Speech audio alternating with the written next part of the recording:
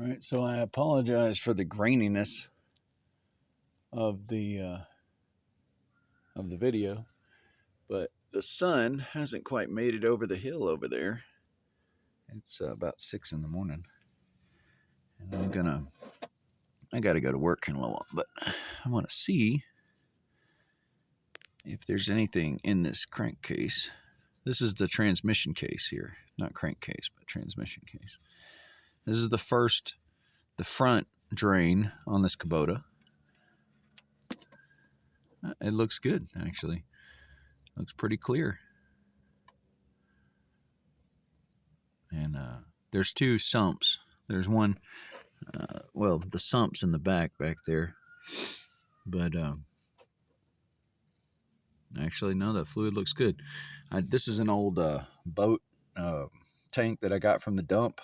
It was missing the cap, but I cut the top out, and I'm going to use it as just a catch basin for all my draining oil pans and stuff. But anyway, I'll bring you back. We'll see what's in if anything comes out of the other one. I was looking for some water in the transmission, but apparently these little shifter caps keep the water out, because this has been parked in the weather, but so far no water in the transmission. Well, I didn't bring you back for that, dumping that other one, but this is a 5 or 6 gallon container, and it filled this up, and there was no water in it, just a little bit of foam. Not a lot, and I haven't run this in a while, so I don't know, maybe the air bubbles are just from draining it. I've got to take the filter off, which is down on the side of the transmission. It's this little bubble down there. I've got to take those 2 screws out, clean the screen, and then I'll fill this up with new transmission fluid. All right, I'm gonna try and catch this stuff too, because this will be where the water will set down in the bottom of the little gearbox here.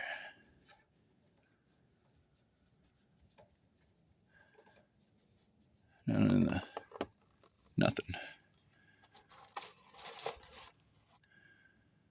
Yeah, clean. That's good. I was worried there was going to be a little bit of water down in the bottom of all this stuff. I'm glad there's not. I'm going to go ahead and drain both sides here, and then take that filter out. Dump 6 gallons. I think it's close to 6 gallons in this. Same deal over here. I'm going to try and get to where you guys can see what I'm doing here.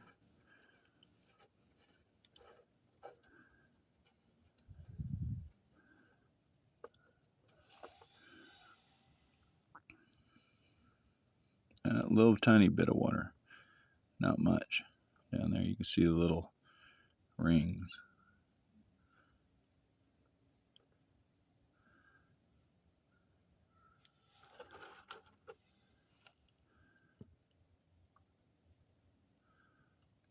Oh.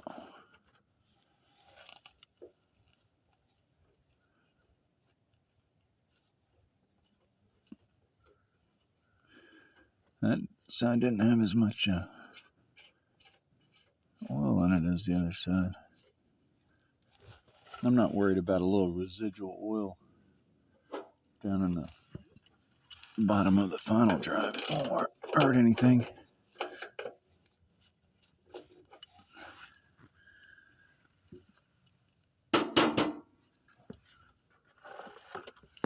And I'm just taking this, I'm going to save all this hydraulic oil,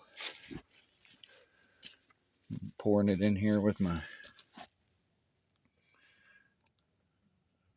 I'll either put this in my backhoe, which is all wore out anyway, or I'll burn it in with my diesel. But you can see there was like a little bit of moisture. I don't really see any, I don't feel any metal in anything. A little bit of moisture looks like, maybe. But the last little bit in there. I don't waste any oil. I either use it for tractors or cleaning things or equipment, or I use it for quenching knives or something. So this is my filter screen, and let's see if I can get it to. It's got a little bit of stuff on it. I'm gonna clean it out and then put it back in and fill this thing up. All right, so this is a couple passes with a fine steel brush and some brake clean, and I'd say that's pretty clean. I'm gonna put it back in. So when you're pouring this stuff in, turn your bucket so that your spout is up. Get you a nice long funnel and just kind of creep it on in there. But yeah, if you turn the spout up, it won't glug. You just keep enough going so it's just steady. It's going to take a minute. All right, so I filled it till it started coming out this weep hole. I took the screw out. This is a number 12 or 12 millimeter screw. I took it out. You can see down through the top, you can see a little bit of fluid down in there. It took about exactly what they said. It's like 6 gallons ish.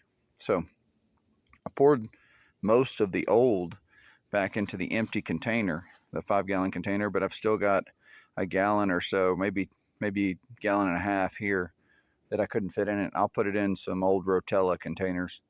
But no, that's changing the transmission oil and cleaning the filter screen on a Kubota L1501.